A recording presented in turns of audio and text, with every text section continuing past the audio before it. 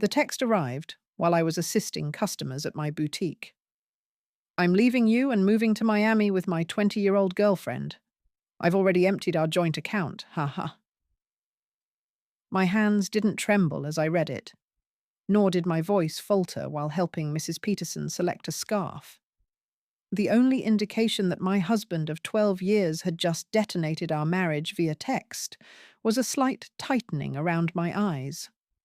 I waited until Mrs. Peterson left, her purchase wrapped in our signature silver paper, before typing my response. Good luck. My name is Claire, and at 38, I'd just received one of the most heartless goodbyes imaginable. While Mark was likely reveling in his grand exit, imagining me in tears over his betrayal, I was calmly locking up my boutique for the day. The signs had been evident for months. The late nights at work that never aligned with his paycheck, the sudden password changes on his phone. 3 months prior, I'd discovered a receipt for dinner for two at a fancy restaurant on a night he claimed to be working late. That same evening, I had opened a separate bank account at a different bank. A week later, when he suggested combining our accounts to simplify things, I happily agreed while transferring my personal savings to the new account. The joint account he had just emptied contained just enough to keep him from getting suspicious about 2 months' worth of regular deposits. The rest was safely tucked away, along with detailed records of every questionable transaction he had made over the past year. My phone buzzed again. Don't bother begging. Melissa and I leave tomorrow. I'll send for my things later. Melissa, the new receptionist at his office. I had met her at the company Christmas party, observing her laugh too loudly at Mark's jokes and noticing how she touched his arm when she thought no one was watching. She was young enough to be his daughter, naive enough to believe she was special. I chose not to respond to his text. Instead, I called my lawyer, the one I'd consulted 2 months ago after finding hotel charges on our credit card statement. It's time, I said simply. He just made his move. The papers are ready, she replied. I'll file them first thing tomorrow. Do you want me to have him served in Miami? No rush. Let him think he's won first. Another text from Mark appeared. I know this must be hard for you. You're not getting any younger after all. At least you have your little shop to keep you busy. My little shop, the successful boutique I had built from the ground up, generating more income than his middle management job, was the one whose profits I had carefully kept separate from our joint finances. I smiled, thinking of the certified letters that would greet him in Miami. Let him enjoy his fleeting moment of triumph. That evening, I remained in our house, my house, inherited from my grandmother, and kept in my name despite Mark's repeated suggestions to add him to the deed. That had been another fortunate instinct. While organizing the paperwork my lawyer would need, I stumbled upon our wedding album. Mark looked so different then, before his midlife crisis had turned him into a caricature of his former self. These days, he wore shirts that were too tight for his softening middle and tried too hard to connect with the 20-somethings at his office. The slang he used sounded ridiculous, coming from a man of 45. My phone buzzed continuously with texts from him, each one more condescending than the last. I've been planning this for months. Melissa understands me in ways you never could. You'll be fine. Maybe you'll find someone more your own age. I've already told my family, and they agree we grew apart. It's nobody's fault, really. I screenshotted each message, adding them to my evidence folder. Let him dig his hole deeper. My lawyer would appreciate his casual admission of premeditation and his gleeful announcement about emptying our account. The last text caught my eye. BTW. I used the joint card to book our flights and hotel. Consider it my parting gift, LOL. Perfect. I called the credit card company. Mrs. Harrison speaking. I need to report fraudulent charges and cancel a card immediately. Of course, ma'am. Can you identify the charges? 2 first-class tickets to Miami booked today and hotel charges at the Royal Palm. Also, I need to remove my husband as an authorized user. Do you have documentation of the fraud? I have text messages from my husband admitting he used our joint card to book travel with his girlfriend after emptying our bank account. I can forward them. The representative's professional tone couldn't quite mask her satisfaction as she cancelled the charges. Mark and Melissa would arrive at the airport tomorrow to find their tickets invalidated and their hotel reservation cancelled. My phone buzzed again. Don't worry about the house. I'll let you stay there until you find something smaller. I actually laughed out loud at that one. Did he honestly think he had any claim to my grandmother's house? Had his ego grown so large that he'd forgotten whose name was on the deed? Another buzz. And I know the shop means a lot to you. We can work out a fair payment for your half. My half? Of my business? The one I had built, funded, and grown myself while he complained about my long hours and called it my hobby. I poured a glass of wine, the good stuff I'd been saving for a special occasion. This qualified. Tomorrow, Mark would learn some hard truths about property law and separate assets. But tonight, I would enjoy the quiet and plan my next chapter. Morning brought a flurry of increasingly angry texts from Mark. What the heck did you do to our credit card? The airline won't honor our tickets. The hotel cancelled our reservation. Answer me. I silenced my phone and headed to my boutique. Friday was always our busiest day, and I had a new shipment of designer handbags to unpack.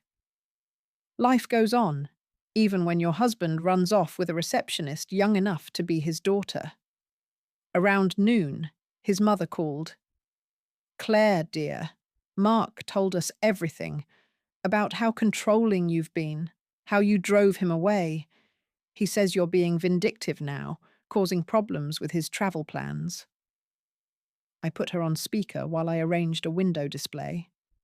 Did he mention emptying our joint account and charging tickets for him and his girlfriend on our credit card? Silence. Then, well, he said you left him no choice, that you'd been cold and distant. Barbara, I have his texts. Would you like me to read them to you? The one where he bragged about taking our money? Or the one where he mocked my age? Another pause. He did seem cruel. I told him that text message was inappropriate. I appreciate the call, Barbara. I've always liked you, but I think it's best if we end this conversation now. My lawyer has advised minimal contact with Mark's family during the proceedings. Proceedings? Already. Goodbye, Barbara. By late afternoon, Mark's sister Amanda was spreading family gossip through mutual friends. Apparently, Mark and Melissa were stuck at a budget motel near the airport, their Miami dreams temporarily derailed.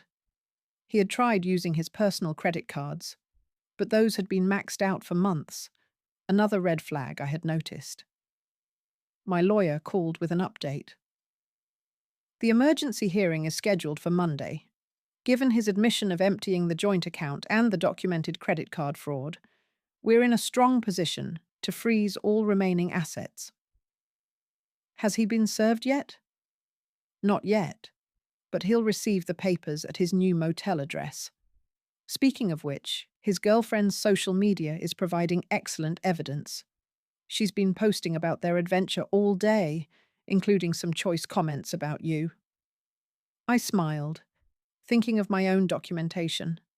A year's worth of suspicious charges, hotel receipts, and text messages that proved premeditation.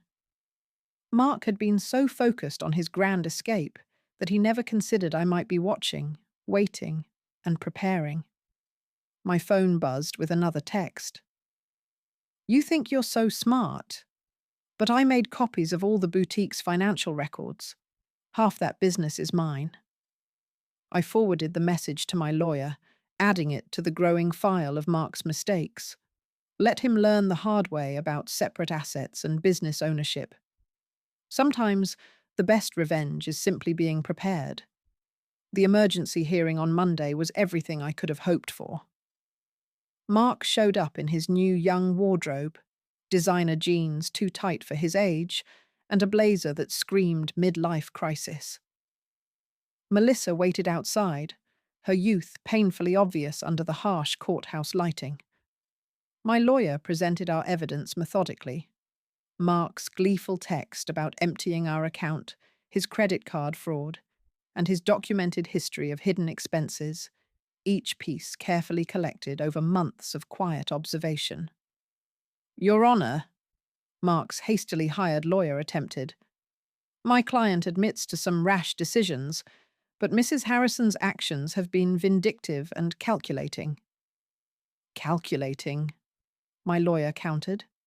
"You mean prudent?" My client protected her separate assets and maintained detailed records of her husband's suspicious behavior. That's not vindictive. That's smart business. The judge reviewed my documentation.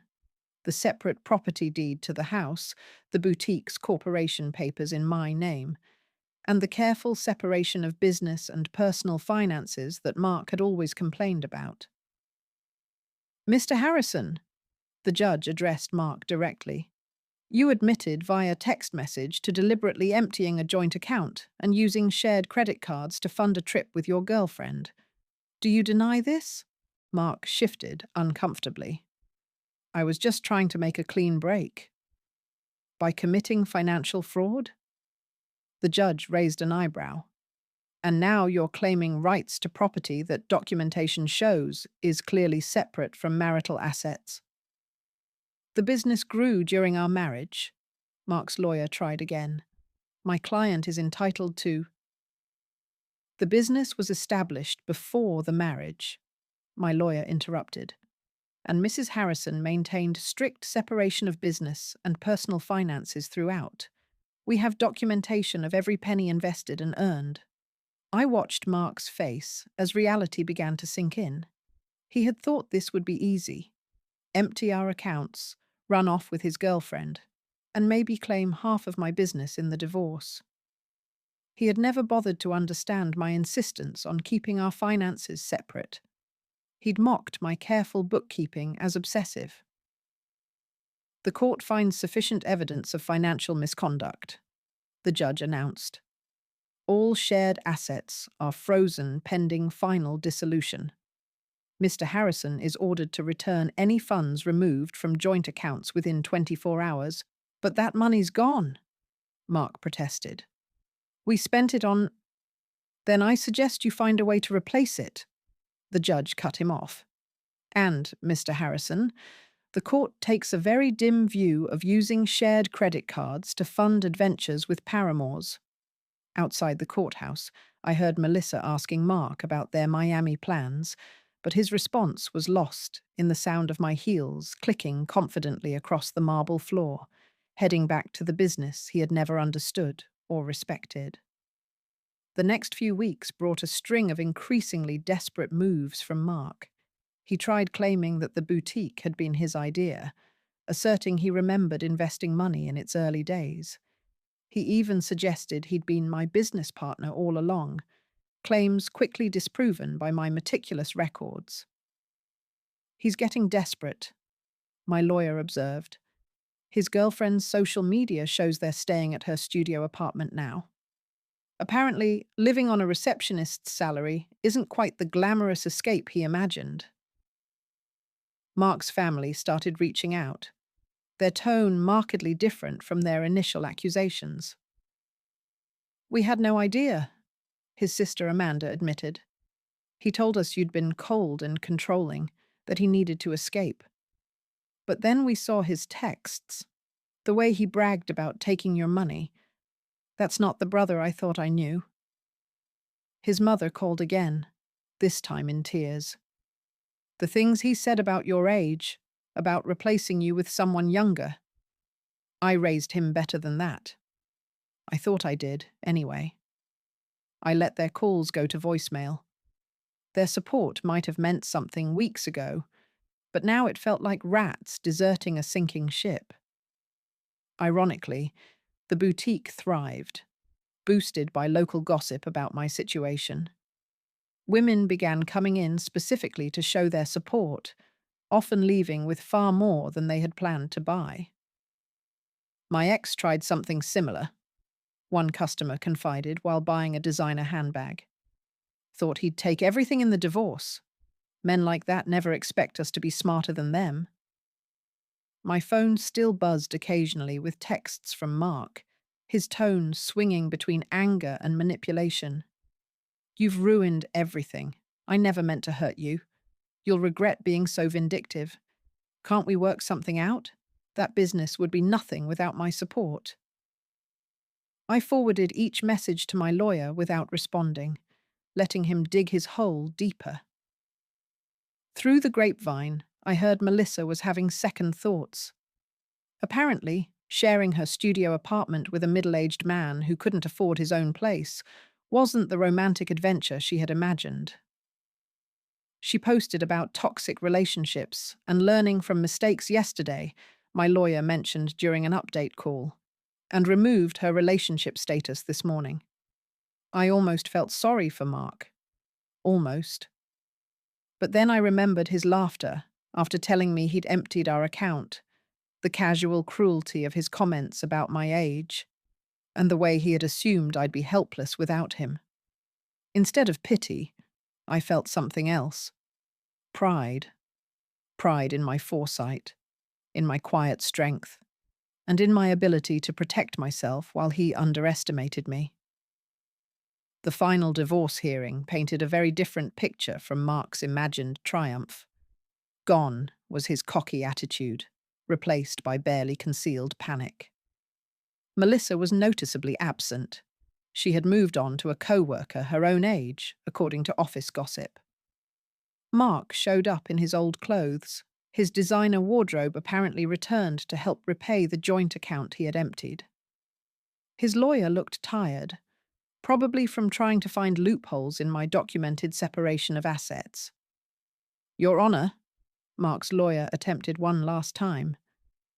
Despite the separate property documentation, my client contributed to the growth of his wife's business through moral support and— "Moral support?" my lawyer interrupted. "Like these text messages belittling Mrs. Harrison's business as a little shop? Or these social media posts calling it her hobby?" The judge had clearly seen enough. The final settlement reflected my careful planning.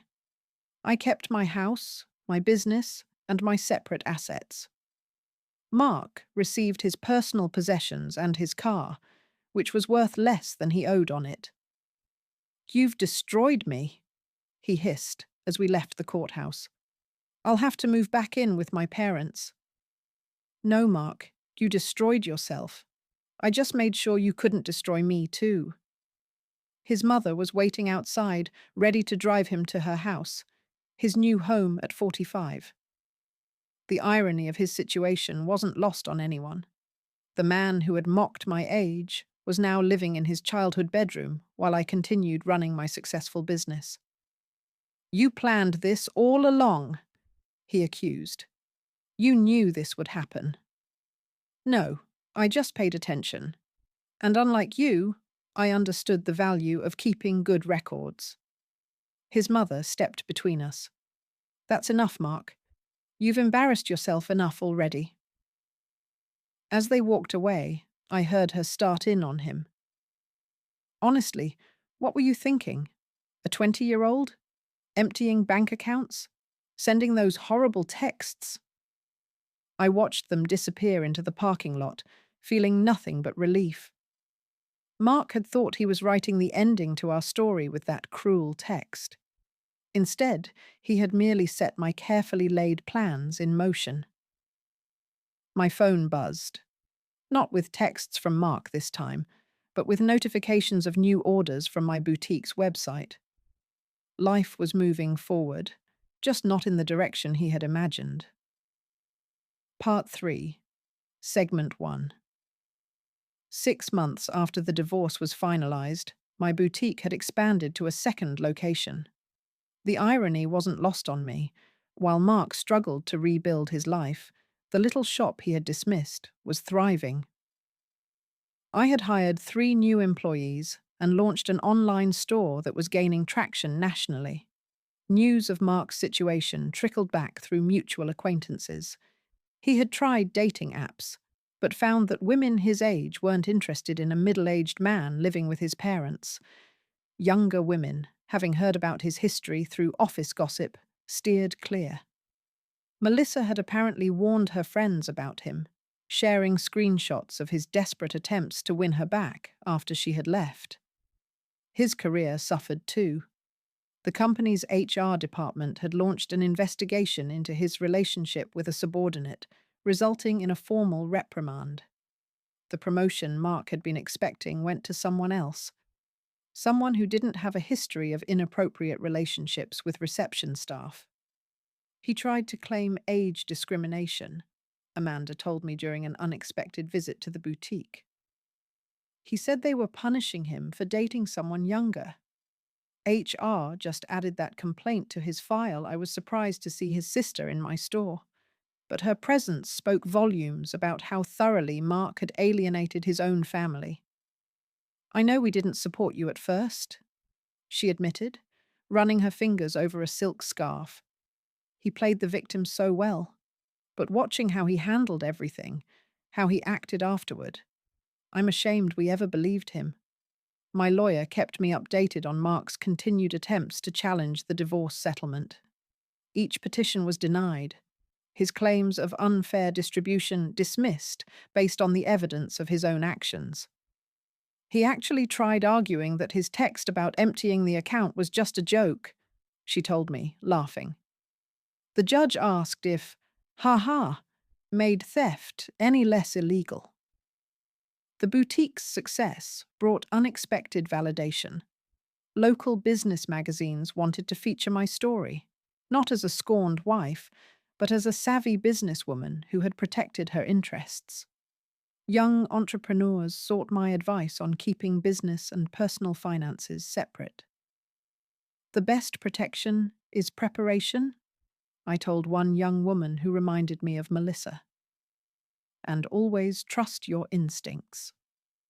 Mark's mother called occasionally, usually after he'd done something particularly self-destructive. "I don't know where we went wrong with him," she sighed during one call.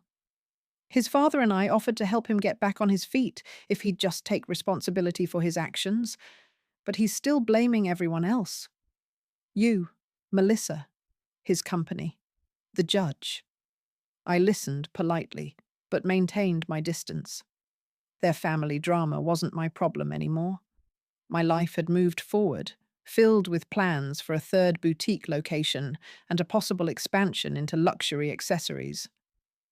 The only reminder of Mark's impact on my life was a framed screenshot hanging in my office. His final text, before I blocked his number. "Have fun with your little shop. At least it'll keep you busy in your old age." Below it sat my latest business award, proof that sometimes the best revenge is simply succeeding on your own terms.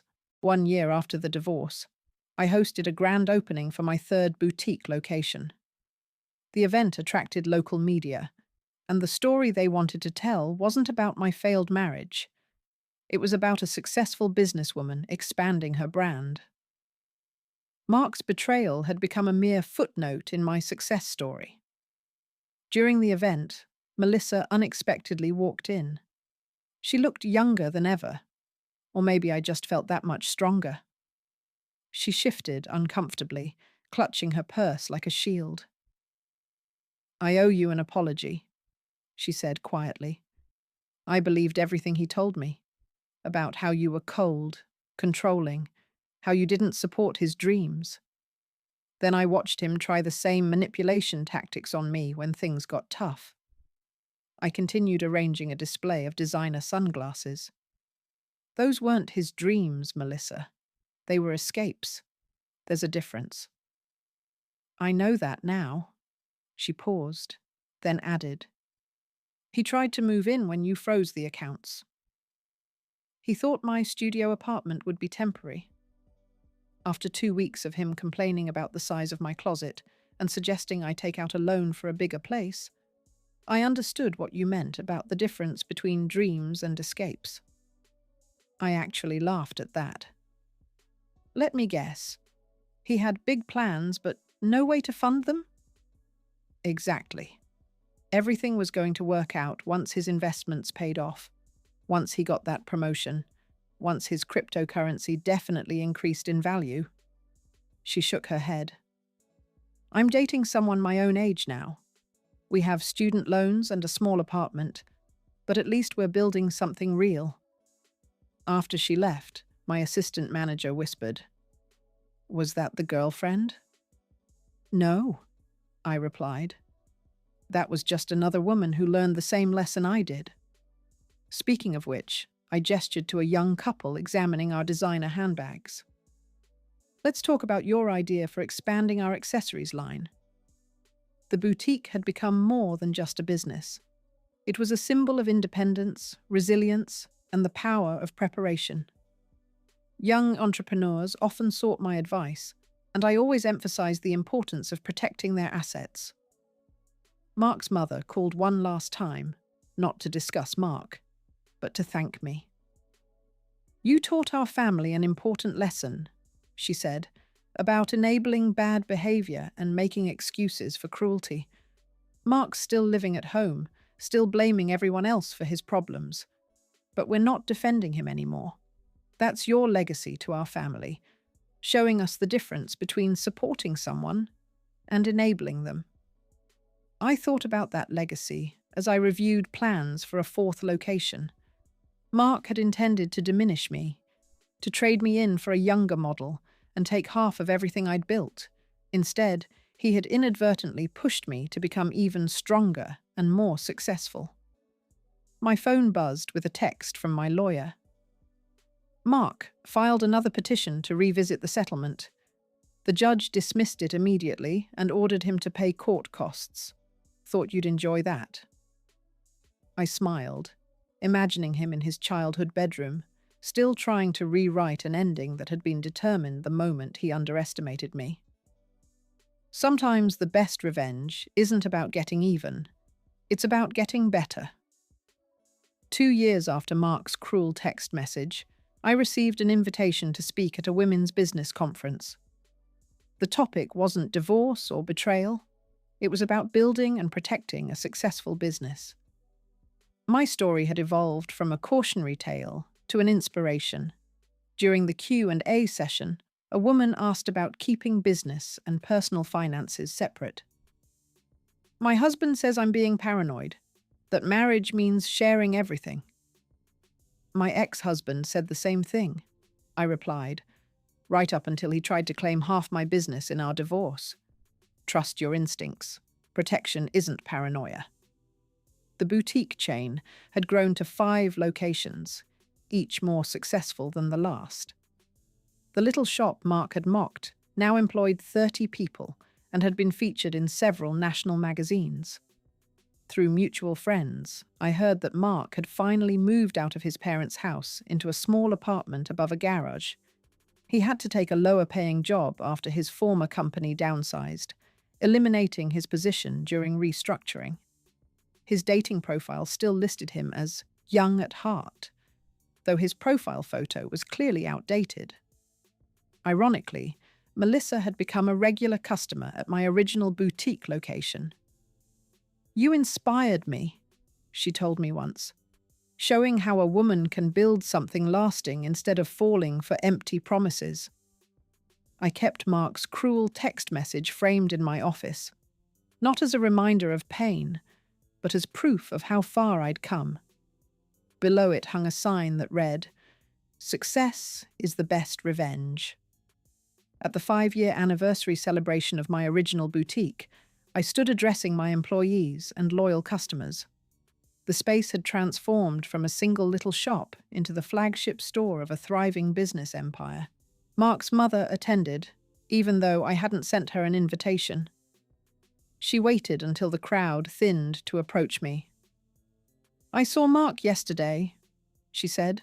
smoothing her designer dress, one she'd bought from my store. He was talking about his glory days, about the life he could have had. He still doesn't understand that he didn't lose everything in the divorce. He threw it away. I thought about that text message, his casual cruelty, his assumption that I would crumble without him, how he expected me to beg, to break, to prove him right about my desperation. Instead, I had built something stronger than before. Each new boutique location was a testament to what women could achieve when they stopped dimming their light for insecure men. The young saleswoman I'd hired last month, coincidentally also named Melissa, came over with a question about the new inventory system I'd implemented. As I explained the process, I caught a glimpse of my reflection in the store window. I saw what Mark had failed to see 5 years ago. Not a woman getting older, but one getting wiser, stronger, and more successful. His cruel text message had meant to be an ending. Instead, it had been a beginning. Not just for me, but for every woman who heard my story and realized she deserved better than someone else's midlife crisis.